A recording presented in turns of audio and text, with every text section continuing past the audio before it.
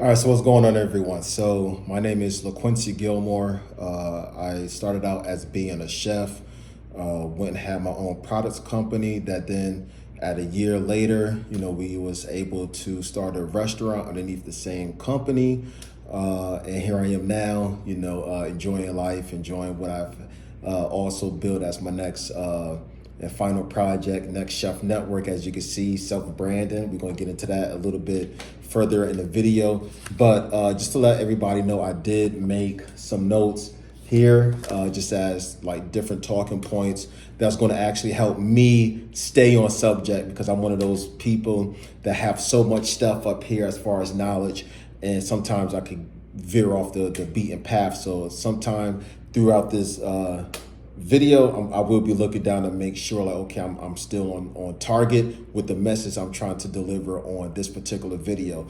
But this video is how to start a production company. But this isn't one of those type of how to start a production companies, but be either very basic or very broad. I'm going to touch really on step-by-step instructions on how you can build and grow your production company to new heights as well. So the first one, we're going to talk a little bit more about my background, and these talking points about myself is really going to be broad strokes. I'm not trying to entertain you or with my exact like overall background in very great details, but obviously I went to Johnson & Wales University, where I got my associates in culinary arts, my bachelor's in food service management, and then I went to Strayer University. I got my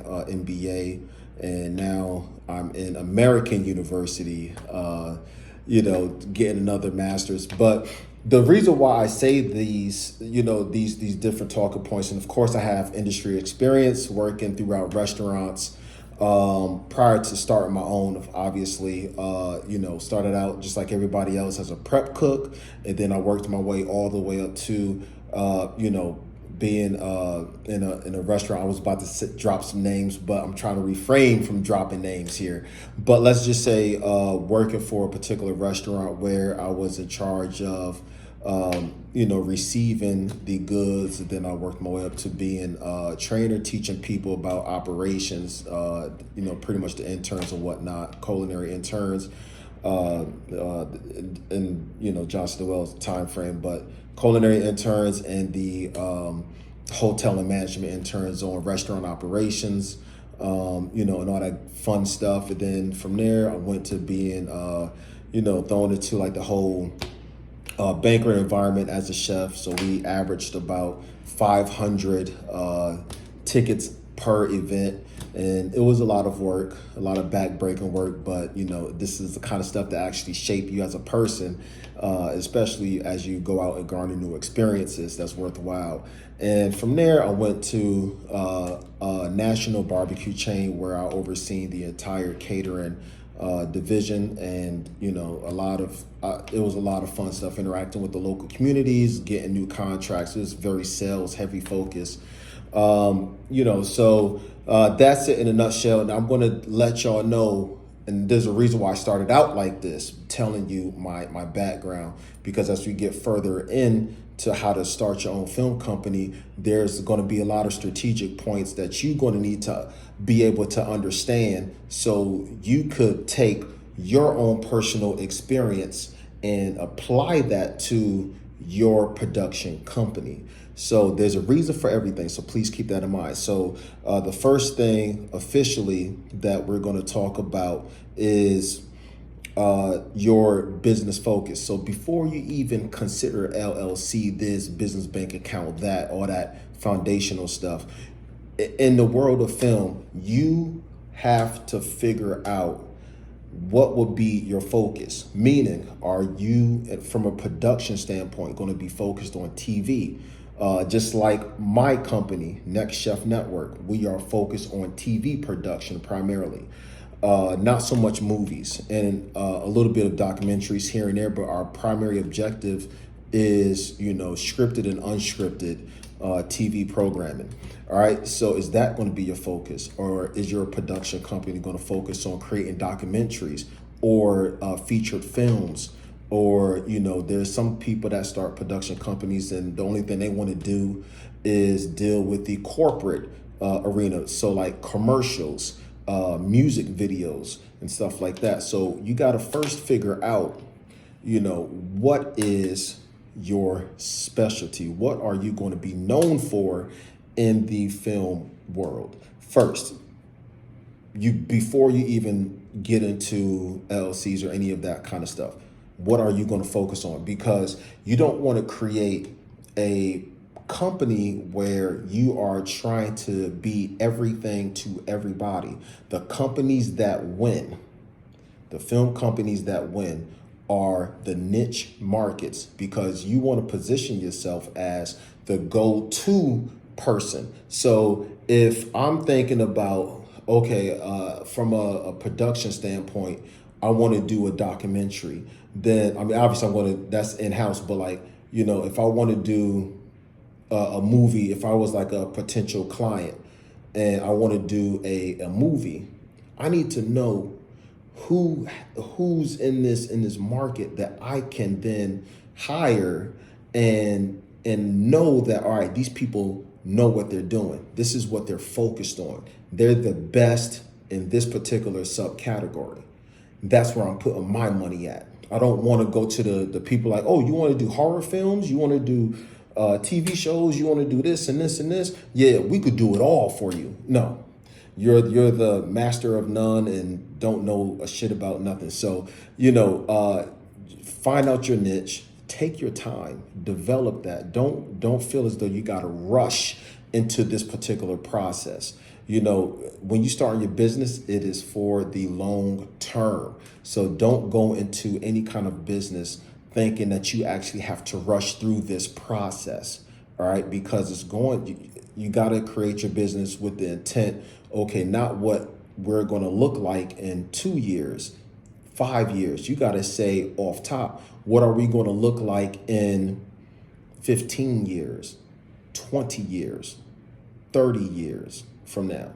And what are we going to be able to produce, from starting out where we're at right now with the resources that's readily available to us now versus what we are going to be able to produce once we develop our name, develop our brand, and develop our social following, 15, 20 plus years from now. All right. So you want to create your business focus, your niche. What is your niche? What is the thing that wake you up and you feel happy about every time you think about it, right? Now, after that, obviously do a soft check for your business name, but go to GoDaddy, GODADDY first, all right, GoDaddy.com, and secure your domain name, all right? Now, I want you to understand this because your domain name is one of the hardest things to actually secure first, all right?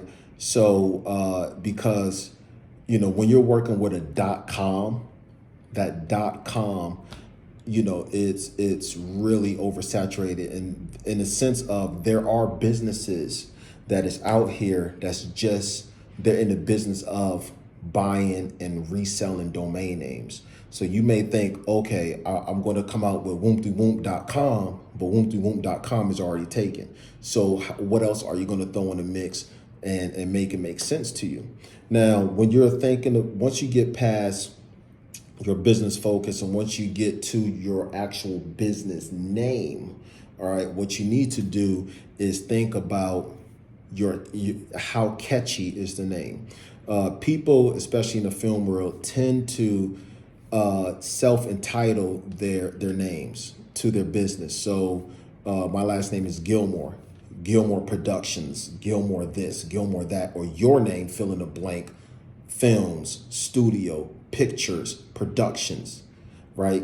So when you're thinking about your business, right, once you figured out, okay, like I said before, once you figured out this is my focus, then you need to figure out, am I going to grow this business out with the full intent to then sell this business to the higher bidder, or am I going to start this business and then keep it in the family and pass it down to my kids, my heirs, or whoever the case is, right?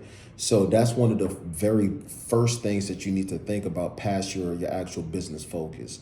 You need to think about, am I going to keep it or am I going to sell it? Now, if you're going to sell it, if you have a future intent of selling it at some point, then don't bother self-entitling your business through your last name or whatever the case is, like George Lucas Films, right? The person that created the whole franchise, Star Wars, and then other great movies. You know, George Lucas Films, that, come on, it speaks for itself. But like, and it worked out well for him. You see what I'm saying? But now he lost all the rights to his last name, you know, Lucas Films.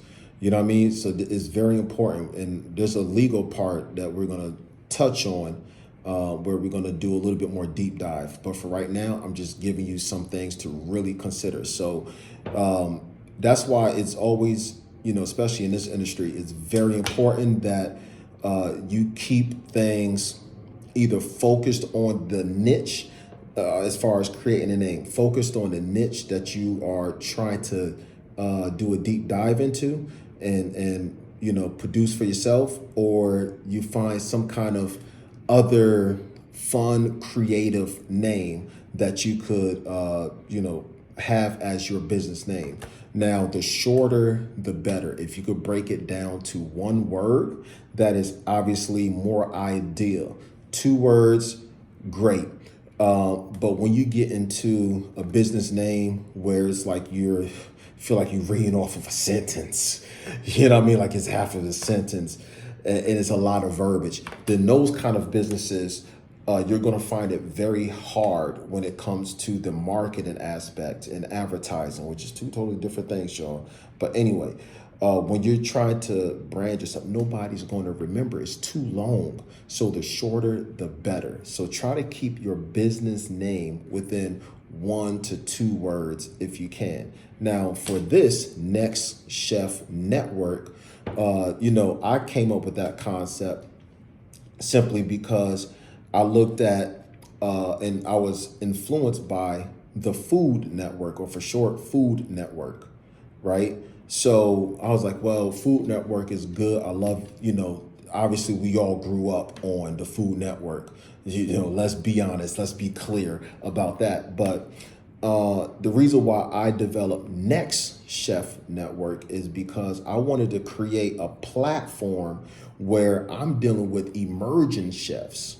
You know, the Food Network only put on celebrity chefs or chefs that already have like 1 million plus followers, and you know, they already developed themselves through different, you know, events, you know, neighborhood events, culinary shows, competitions, and stuff like that. So if you are a chef that's almost at the celebrity level, where a lot of people follow you on your social media, or you know, you are a full-fledged like celebrity chef, then the Food Network is going to pick you up. But what about those people that are at the beginning stage of their career?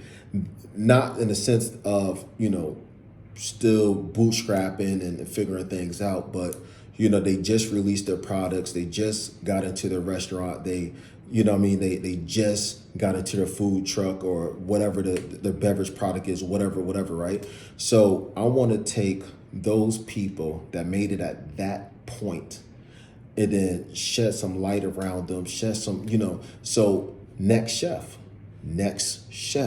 These the people that I'm going to continue to, you know, I'm working with some people right now, but just in general context, the people, the chefs, the culinary entrepreneurs, the hospitality entrepreneurs, let's throw a bigger blanket on it.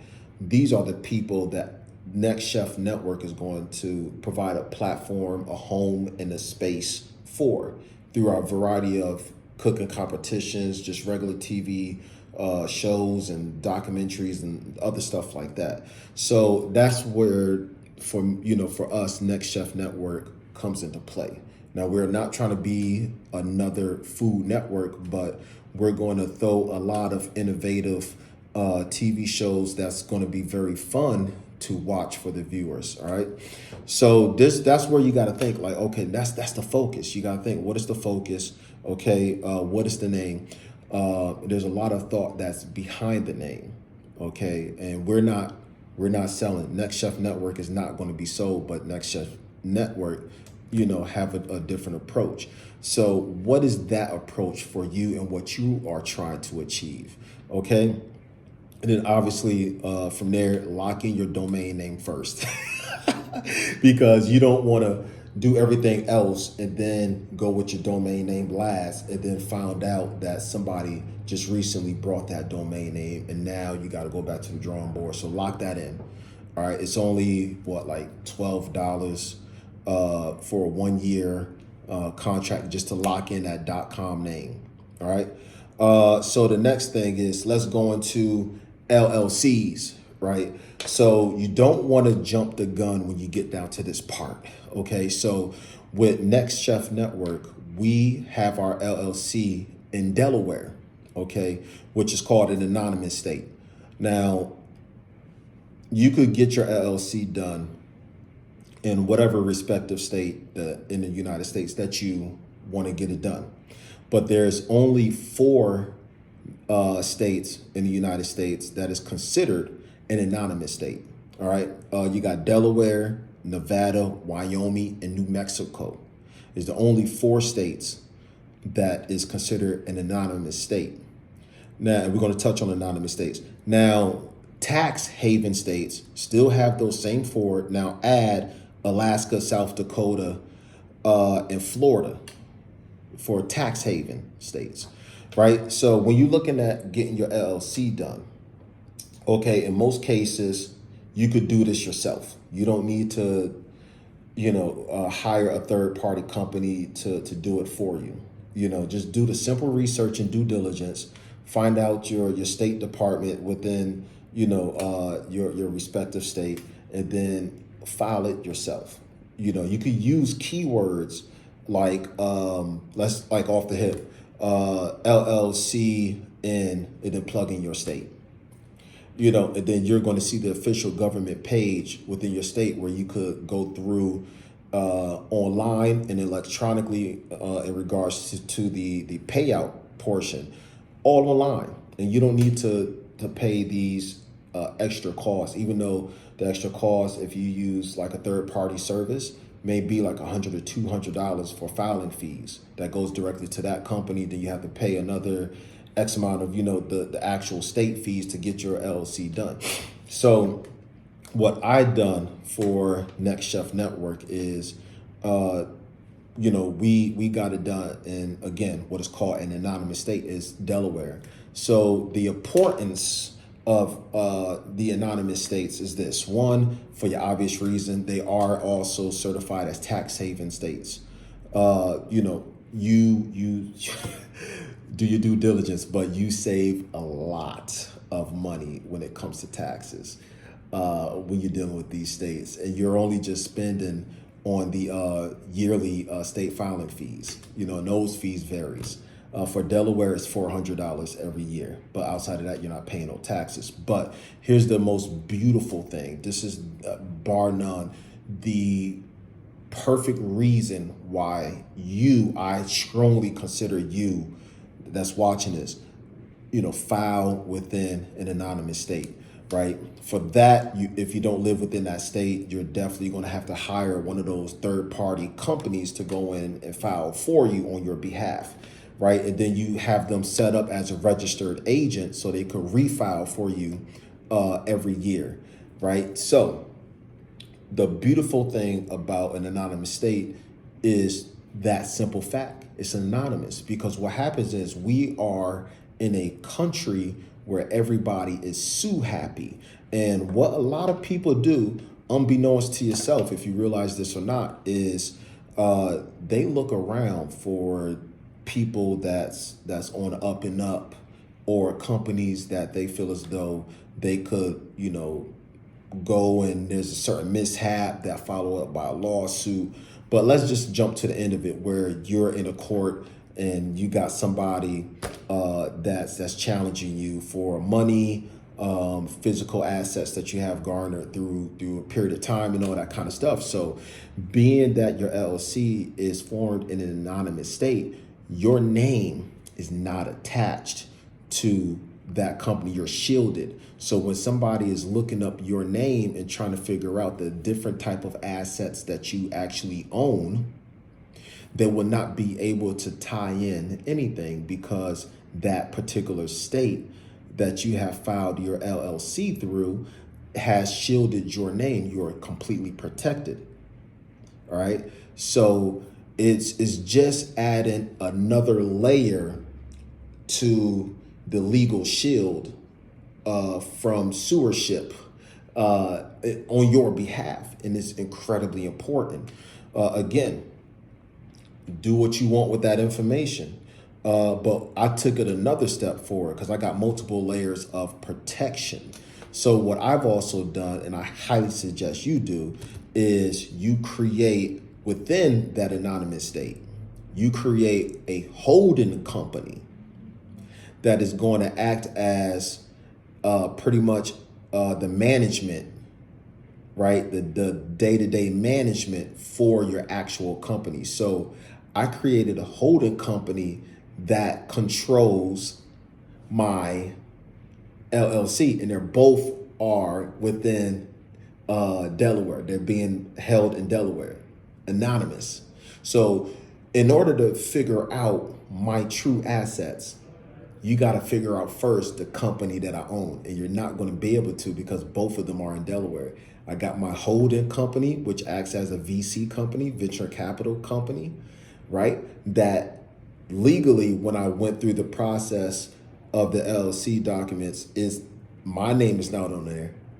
My holding company name, where you get down to that part where is it a member or management owned company? Mine is a management owned company, and the management company is my holding company. See what I'm saying? So you got to understand the different levels of legal protection that you have to place on yourself.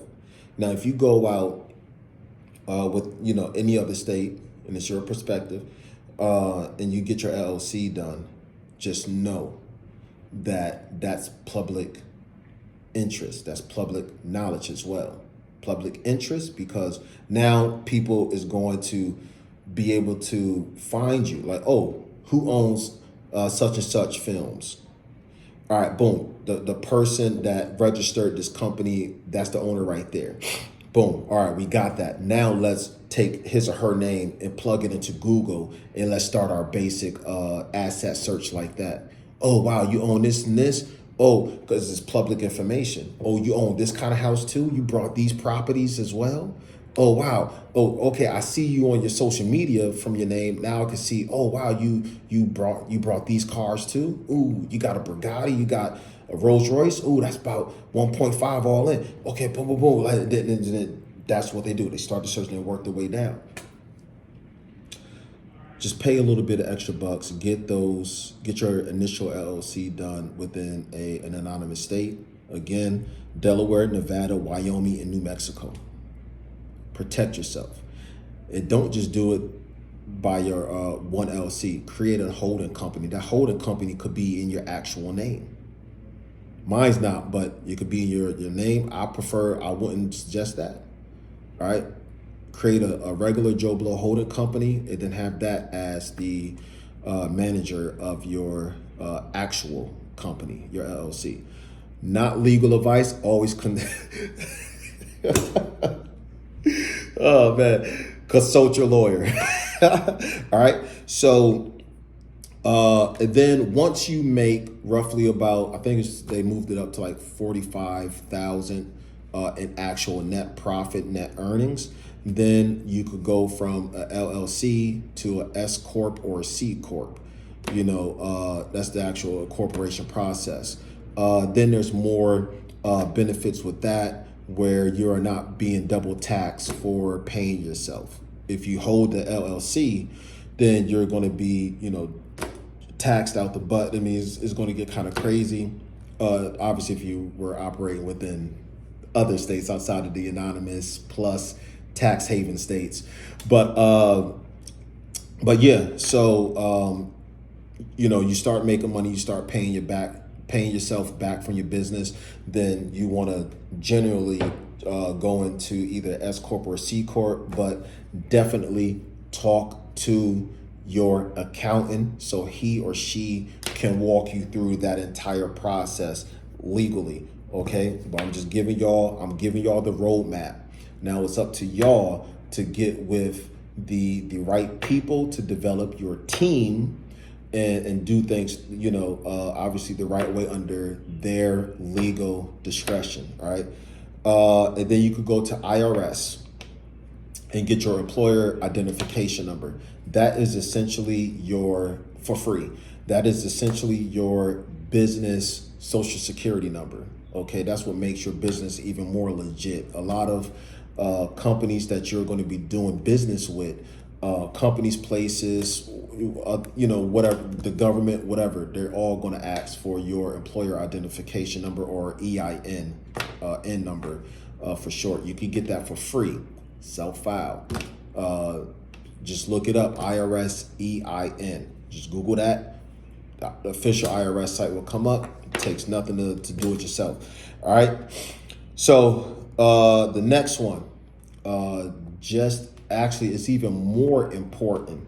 And you kind of want to do this at the same time you are structuring out your actual LLC, is your trademark. Because you out there, you just got your LLC, great, you're a business owner within and acknowledged as a business owner, right? So you still do not own your name. And what I've done was, at the same time my LLC was going through the Delaware processes, I've also went and got with a lawyer and submitted my trademark. Now, when you're talking about trademarks, it's very in depth. So you could do a trade, and it all costs different. So there's one trademark where you could just trademark the name, Next Chef Network, and that is it, just a name. There's another trademark where you could, like what you see here, and this is what I've done, right? So I got the name and I got the essential logo trademark. Those are two different trademarks that you got to pay for, right? And some lawyers package it up at a cost perspective, but I wanted to protect the name and the logo of what you see here, okay? So, and then there's another one where if you actually have like a brand image, so think Nike, right? You got the little swoosh mark, that's trademark. Nike, the name, is trademark. Nike with the swoosh mark is trademark. And if you have a company slogan, just do it, that's also a trademarked thing too. So trademarking is very, very in depth, and please do not try to be like one of these money saving people and go out there trying to trademark something yourself. I even had a guy that I was talking to, and I didn't know him at first, but he actually works for the U.S. Patent and Trademark Office, and he told me, he's one of those people that looks at everybody's packet, the trademark packet, and he said that everybody that do a self-trademark, 98% of them don't make it. The application is always kicked back. There's multiple problems. There's small problems. There's this and there's that. So just go ahead, put a couple bucks together. Every lawyer charges different rates for their trademarks, and I'm going to do something better for you. I got my trusty whiteboard. All right. So I'm going to leave with you the trademark company that I went through. Now, they all charge different prices, different companies, different lawyers, whatever. They all charge different stuff. All right. But I'm going to do this for you because I believe in helping everybody, get to their goals.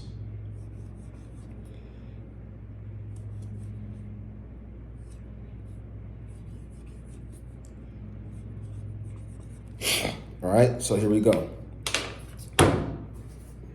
Go here. All right, I'm gonna leave this up for 5 seconds. You can hit the pause button. Write this down. TRAMATM, traumatm.com. TRAMATM,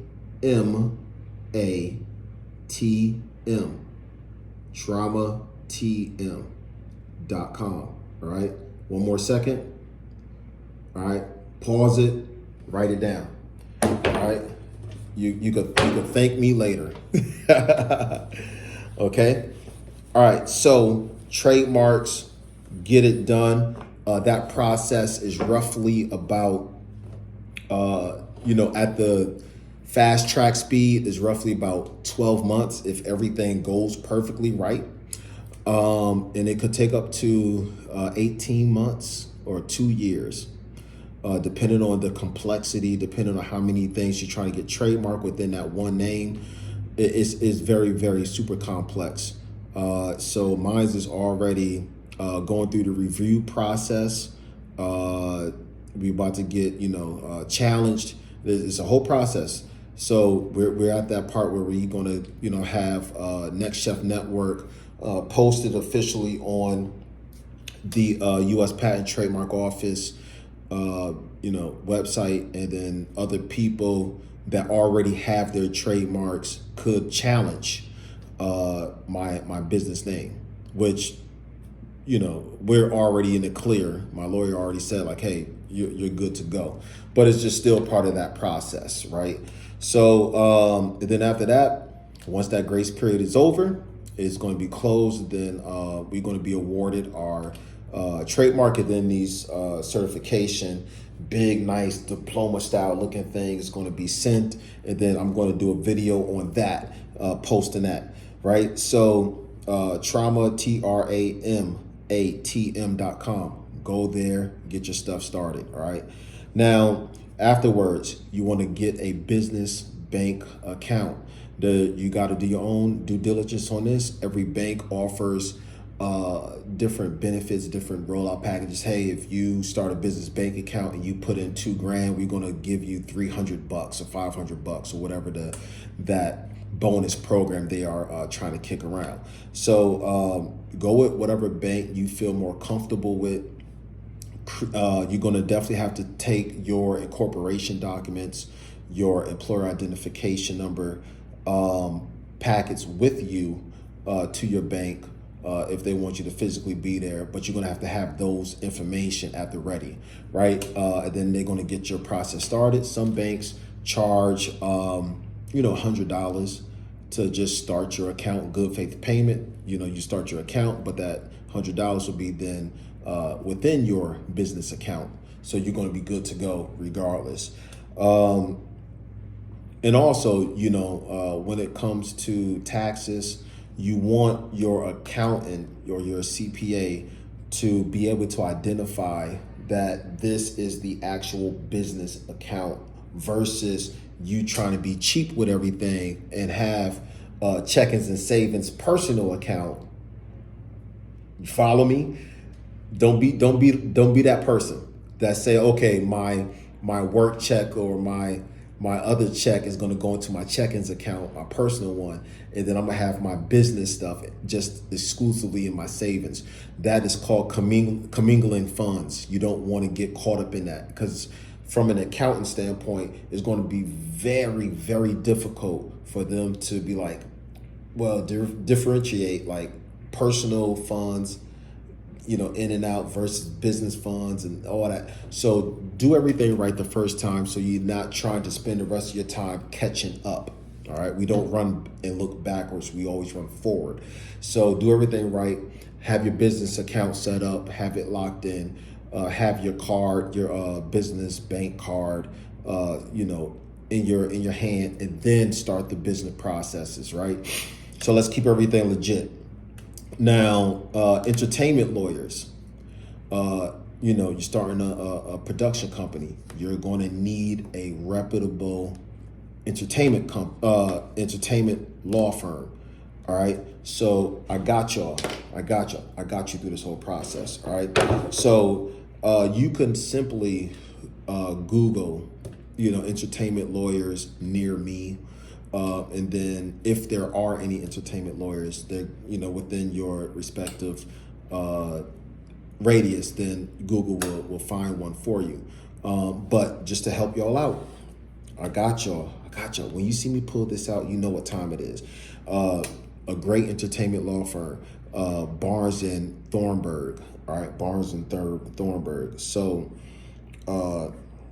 this is their website, btlaw, .com, btlaw.com. Barnes and Thornburg. All right. And I'm going to say ENT, which is abbreviation for entertainment law. All right. Boom, boom. The two things are separated. But look. All right. Barnes and Thornburg, btlaw.com. Go there. Like I said before, I'm going to keep this up for 5 seconds or so, but go there.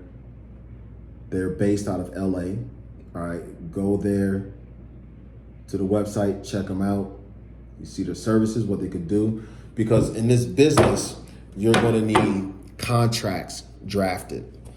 You're going to need legal representation for those situations that will come up. All right. And you, most importantly, going to need to be able to build a relationship with your lawyers. All right. Because you're a team. You don't just want to call them whenever you need something. Just like with your accountants, your other key team members from the business side. You're going to need to have daily communication with them. You're going to need to talk to them, shoot them, a message, something like that, right? So btlaw.com, check them out. And if you are in another place and you want to actually walk into a law firm, just Google entertainment lawyers, right? Entertainment lawyers specialize in sports, film, music, fashion, stuff like that. It's kind of like a broad thing for entertainment lawyers, right? So definitely check them out. All right, so that's going to give you a good head start. Now, a production company, you're going to need insurance. You're going to need general liability insurance, just for having a business in general. But there's a special insurance, which is called production insurance. Now, there's a lot of different companies that provide production insurance, right? Some companies charge an upfront fee for the entire year. I've seen some companies charge between $250 to $300 a year for production insurance. If anything happens, mishap, slip, falls, oops, this, while you're on set, you are going to need to have the insurance to be able to handle what's going to happen to you next, which will happen.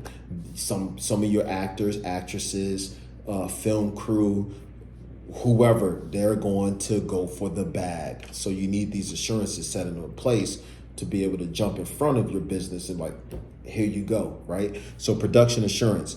I've seen other production insurance companies that charges, $19, $20 a month. So it all varies. But this is that same thing where you got to do your own due diligence, right? And source out the insurance company that may work in your favor. But let me give you one right now. So film production insurance. And I'm abbreviating this for time's sake, but you get the logistics because we were just talking about this, right? Go with this right here. Next Insurance.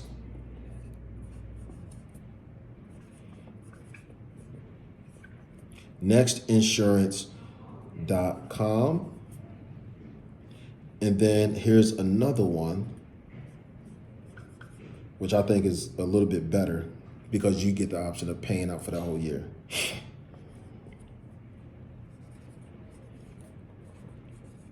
filmemporium.com. All right. Well, let me separate that. So here we go. So here you have it.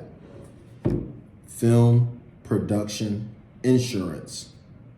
Nextinsurance.com and filmemporium.com. So Emporium is spelled EMPORIUM.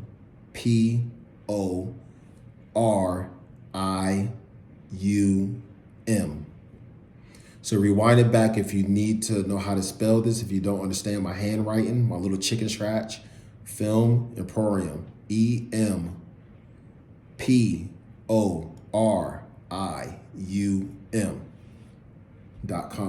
So start with these two. These people, I believe they're the ones that charge roughly about $19.95 or something like that a month. Film Emporium, I think they charge like around the $250 a year, right? So you got your two options. Start with these two, and then of course you could venture off and find other ones more in your favor if these two do not work for you. All right, very important. A lot of people really don't talk about having the production insurance when they're talking about, oh, this is how you start your film production company. Like, come on, yo, you got to be legit with this all the way. You know what I mean? Because something is going to happen. You got stunt people doing backflips, doing all this kind of stuff. They may fall the wrong way, break something. Somebody's going to have to pay. So hopefully it won't be you. So there you have it. Definitely get the film production insurance, whether you're doing TV shows, documentaries. If you have a film crew and you're filming something, and you're involving other people, have that film production insurance before you start anything, any kind of project, big or small. All right. So the overall thing that you want to do is when you start your film production company, you want to keep everything as low as possible in regards to cost. You want to keep your overhead as low as possible. There's no need, especially in 2023, to be going out, when you first start and trying to get office space and trying to do this and that. You are a production company. You are not a studio. You don't need, or you are not required to have, 10,000, 15, 100,000 square foot facility. You are not a studio. Don't think a production company is the same as a studio house. You can have everything in your apartment. If you're in an apartment in your house, just designate a certain area or a bedroom, or if you have your own house, your garage or something. Set a designated area where you can actually organize all of your office equipment. If you have camera systems, and if you have your own editing room or something like that, have it designated just in one room, one area within your place of residence. All right. And remember, it's all about, as far as being a producer, it's all about, connecting yourself with everybody else that have these different items and expertise that you actually need. As a producer, you are the middle person. Okay. You're the middle person. You're the person that's going out there connecting. All right. So you don't need huge space and office this, and at some point when you generate enough of continued revenue, not just one-off, but continued revenue that you could count on, then at that point, if you want, go out there and get the office space and have your name on the building and all that fun stuff. But when you're starting out, don't even worry about it. All right.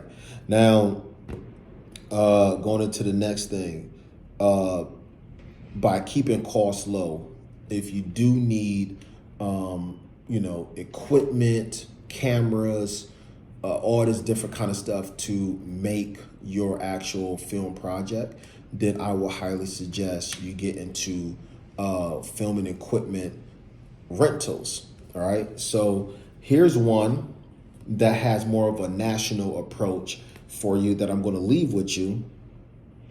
All right. So don't you know, and this is for people that's a little bit more financial challenged. If you're having a little bit hard time, like you look at these different camera system like Red cameras, and you're like, man, those cameras is like 12, 13, $20,000. I cannot afford that up front. Or if you look at Black Magic cameras, and you're like, man, those things is like $2,000 or $1,800. For a 4K or a 6K version. I don't got that. It's going to take me a long time to save up. I get it.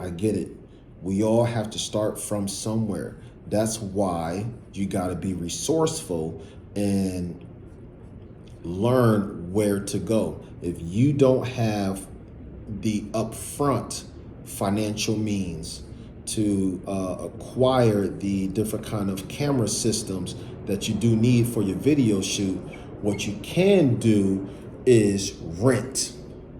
Not even a rent to own. Just, hey, I need these camera systems for this time block, and they're going to say this is how much it's going to charge. It's going to cost you per day, and you figure out that math and let it make sense to you. Go out there, do your film stuff. Make sure you take good care of the equipment that you do rent out, and then just return it. Film done. They got their camera stuff back. Both parties win. All right. First one, borrowlenses.com. That's more of a national, company. They will ship you all of the equipment for rent. Borrowlenses.com. All right. BORROWLENSES.com. Pause it, rewind it if you have to. If you live within the DMV, DC, Maryland, and Virginia area, the best place to rent your stuff from is right here on the bottom. Red Star Pictures. RedStarPictures.com. Go there. I'm going to leave this up again for about 5 seconds. National DMV. National DMV. Again, DMV for DC, Maryland, Virginia. All right. So there you have it. And I hope that helps y'all. I really do. All right. We are all at different periods, points in our lives. Some may have the financial means to,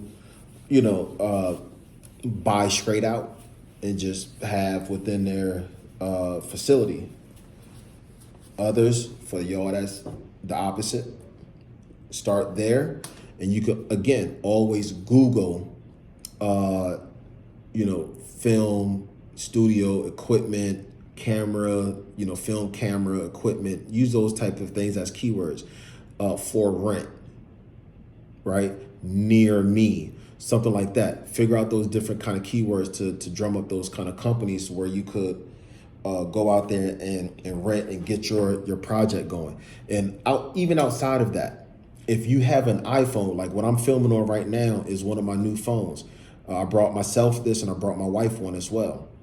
This is the iPhone 14 Pro Max. Okay, so and I got this right now in this cinematic recording, so that's why the back is a little fuzzed out, but it's cool though. But like, if you have a phone like that, if you have a new Android, that S23, if you have one of those, any kind of brand new top of the line phones, then record on that. And even if you don't have the money to get any of these type of brand new phones, then just use what you have and just realize that, we respect people that have the courage to start from somewhere. And we understand this is where you at now, but in X amount of years or time frame, you're not still going to be here. You're going to be here, but you're going to have some body of work that you can actually show. So don't get caught up in, oh, I can't afford this and that. If you got a phone, Record stuff on your phone. People respect the grind. I respect the grind. Don't feel ashamed that you're not walking around with a brand new iPhone, red camera, whatever the case is. Just get the work done, right? Consistency and execution is the most important thing in this game. Now, so that's the camera equipment rental. So at any point you need to, pick up any of this information, I'm going to leave all of these links in the description. So go there, and at this point as well, please subscribe to this channel. All right, Next Chef Network. If you like what you've seen so far, you feel as though you got value, please subscribe to the channel. We do have a lot more in store for you. Now, film finance, okay, project film, whatever, right? Financing, for those that say, hey, I don't got the bread. I got these great projects, but I don't have the money. Where can I go? Who can I go to for the money? I got y'all. All right, don't worry about it. This is why you are here watching this right now. So go to this company. They are financiers. Okay, they are a investment company. And the only thing they look at doing is funding films. Now, there's a lot of them out there. Source, vet these different companies and make sure you are able to not only get the money that is required for you to start and finish your project, but the terms are favorable as well, or as favorable as possible. All right, because obviously when you start out, you are building your name. People, they got to know that you are capable of delivering. All right. So your first 3, 4, 5 projects, you go in and just think, I know I'm going to get a shit deal. I'm not proven.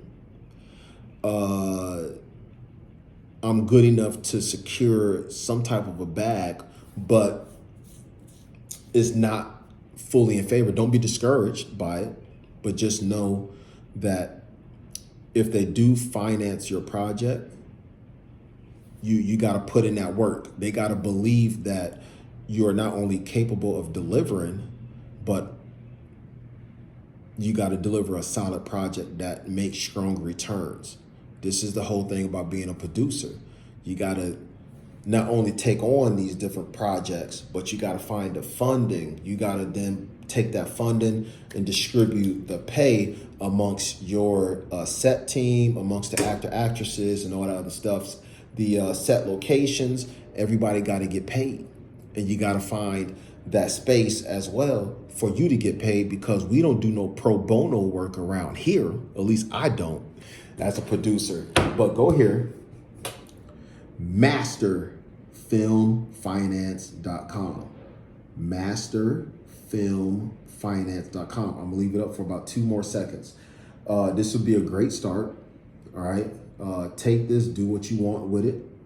Okay. If you have family, if you have friends, if you have other people that know you, that believe in you and want to invest in you, then definitely go that route.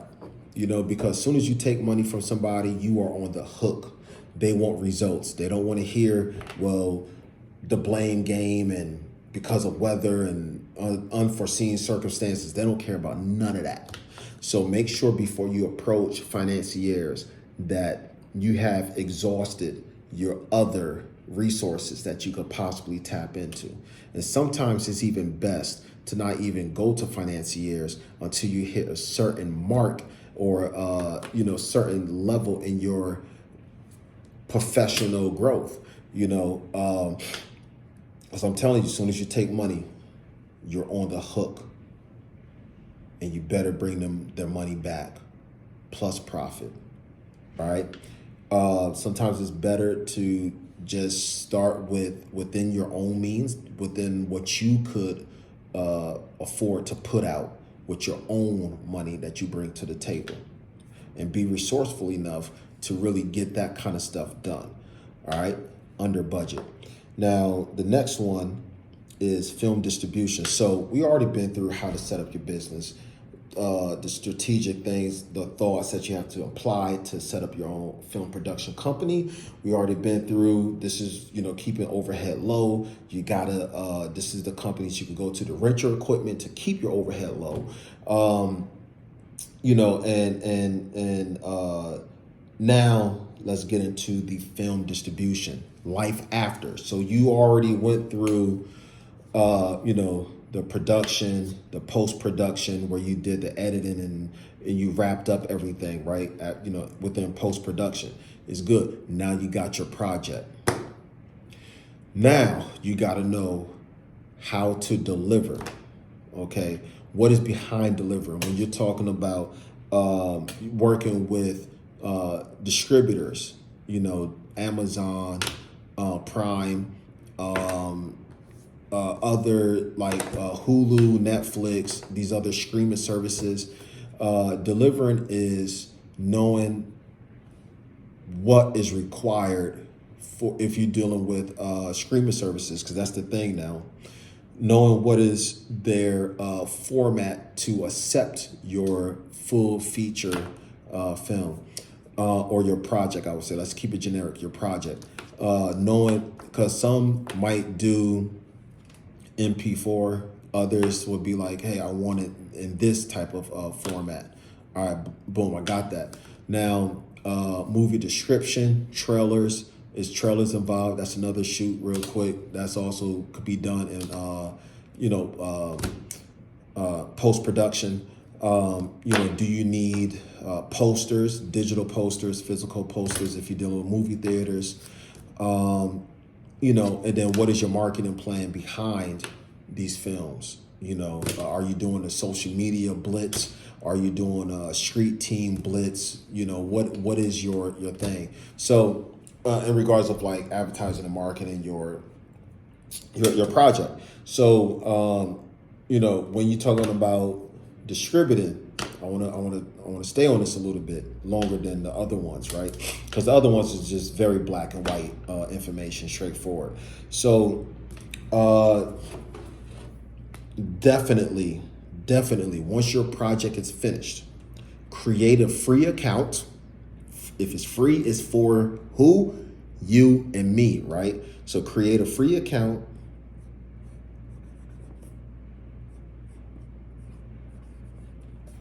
Boom.com. Okay. With this, Film Hub, FILMHUB.com. filmhub.com, a free account. You keep all the rights for your IP, intellectual property. You keep the rights, all right? And you could upload or deliver to Film Hub, and they will go out and put it in these different platforms so other people could see and watch your movies. And any money generated, Film Hub would send you a check every so often for your film projects. A lot of money to be made when you work with Film Hub. I'm gonna keep it right there. If you know, you know. If you don't, go to filmhub.com and get educated on that, all right? Because we don't do no pro bono work around here, okay? There's no such thing as it's called passion projects when you have people that needs to get paid, investors that want their money back and such, all right? So another one, this one is very interesting. Y'all should know about this. If you don't, then you are doing yourself a huge injustice. How dare you? Tubi TV, TUBI TV.com. You get your stuff on this. This is a money machine that turns and turns and turns money, folds it out and put it in your account. So a lot of your projects that you could get featured on here is going to have ads in it, for one, right? And it's going to be, within a first like 5 minutes into your documentary, your film project, there's going to be like 1 or 2 ads, and then another 15, 20 minutes further into your movie, there's another ad. But when somebody actually gets past your ad and continue on with the movie, you get paid. You get paid. And because you own your IP, your intellectual property, it could stay on here. And every time it could be 2-3 years from now, somebody will click on this. Wow, I never heard this movie. It looks interesting. They'll watch it. Every time they pass an ad, you get paid. And then if you upload all of your IP to Tubi TV, you will continue to get paid per project. And we're talking over 6 figures easy per project. Tubi TV, all right? I know a lot of y'all, y'all look at, I want to be on Netflix. I want to be on Hulu. I want to be on this and that. The major streaming services. Do not play yourself. I know Disney Channel for y'all animators. I know y'all, look, I know. Getting on Netflix, getting on Peacock, getting on Hulu, getting on Disney, getting on, these type of platforms. It's like, for a film person being drafted into the NFL, NBA, I get it. Steep competition, overhype, oversaturation. And, is it possible? Yes, it's still possible because people are still doing it. I'm not here saying, it can't be done. I'm not like one of these other filmmakers. I'm not a filmmaker, but I'm not like one of these filmmakers, producers, or whatever that's saying, hey, it can't be done, because you're going to hear that a lot within our space. All right. I don't plant negative seeds. I'm rooting for you. If you want to go for any of those premium streaming services, then by all means, figure it out, go for it, take those no's, readjust, and shoot them with another project until one of them motherfuckers say yes. All right. I get it. But don't play yourself short either. When you got services, streaming platforms rather, that's out here, that's like, look, we're looking for new, up and coming, emerging, whatever terminology you want to use, filmmakers, to put their stuff on this platform, and we're going to pay you for this. If you're on this platform, Tubi TV, hey, easy money.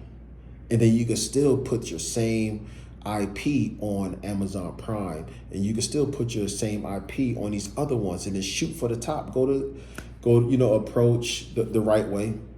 Go and approach a food. I'm about to say Food Network, but go and approach Netflix executives.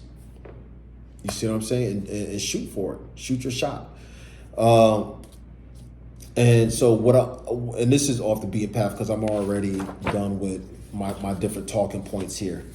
But another thing that I do want to share with y'all is, and this goes into how I started, right? So when you're starting out a film production company, it's going to require you to be able to financially pull in a lot of resources on a much larger basis than you may think. So the reason why, I've started within the culinary world, I've got my foot in, neck deep all in the mud and everything like that, is because I actually learned a trait, a skill set that I could be able to make money at different angles, not just film. You see what I'm saying? So when you strategically putting your projects together, you got to be able to look at, because you need money, you got to be able to look at like, okay, what can I do with my current talent where I could generate additional income that I could then pour into my film company, my production company, my whatever company that you're trying to do, right?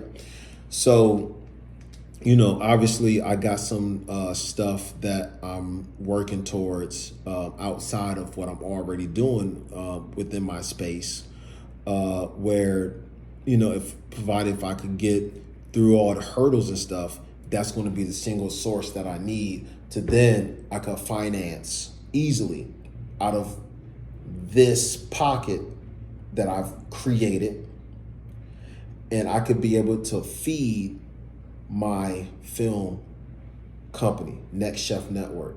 And then we could do bigger, better things, and then, you know what I mean? So it's all about, it's really all about, taking what you already have as a talent, find out how you can monetize that, and then take that and then create your film company and then just bootstrap that. All right. So, I'm already working with a lot of chefs. We already got a good TV show that's working right now on YouTube, How to Cook Like a Chef Under 4 Minutes. We already got that going. We are in the middle of season 5 right now. And then I have a podcast coming out very, very, very soon. All right. I'm on the tail end of wrapping all of that up. Just secured the podcast studio where we're going to be working out of.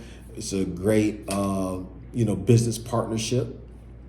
And I've already alerted some chefs and owners and stuff like that. So I'm very happy with the strong start that we're going to have with the podcast. As a film company, you need to be able to do a blitz. You need to oversaturate your market, your space with content. You cannot wait for the perfect opportunity, the perfect moments. You got to take every opportunity, put a camera behind it, and get that content pushed out, and then have that content make sense to your business and to your focus. All right. So the podcast that we're doing, it's food related, and I'm going to be just interviewing a lot of chefs, a lot of hospitality entrepreneurs. We're going to be featuring, if you have your own food product, your own restaurant, whatever. Hey, if you got a restaurant, bring some food with you. We're going to eat it live. We're going to do all this and get real world, on time, reactions. If you got your food products, your own beverage company, come to my podcast, bring some samples with you. We're going to try it out. You got sauces, seasonings, we're going to try it out. We're going to promote you. We're going to celebrate you and for all your accomplishments that you have gotten thus far, and then for the real gems that I'm like, hey, I could do some real business with Ford, then I'm going to create a TV show that's going to be based around your talents, because this is what I do, so we got some good stuff really going. So go to nextchefnetwork.com. And I'm going to leave, in closing, I'm going to leave all of our links that you could contact me with. If you have any good ideas, if you are in the hospitality space and you want your name, your talents to be recognized, definitely feel free to reach out to me. Go to nextchefnetwork.com in our contact page, leave your name, your email, and say, hey, this is what I want to do. Hey, chef, this is what I want to do. You know what I mean? I'm not a chef anymore, but leave your thing in the comment, and I'm going to personally reach out to you, because that's how we do. If I like what I see, I'm going to reach out to you. If I don't like what I see, I'm going to still respond out of respect, but I'm going to have some stuff for you to really think about, go to the drawing board, and then come back. And I'm going to see if you made the necessary changes, and then we could possibly do business moving forward. So, I thank y'all for, getting up to this point. I hope everything that I left with y'all really kind of creatively have some stuff juggled around in your head and give you some great leads that you can follow up with, and call those companies and that I've given you, and look at other companies. My toolbox is full. I got dozens and dozens and dozens of different companies that we're working with on a regular basis, and I got 3 major financiers and stuff. So I'm covered. I just gave you not even the icing on the cake, not even a scratch on the surface. You know what I mean? But I gave you all a little something to provide value, so you can actually do your own due diligence, possibly do business with them, and move forward in your own professional journey. All right, y'all. I want to thank y'all for your time, and hey, leave a comment, hit the subscribe, and follow us on our other social media platforms, y'all. Thank you.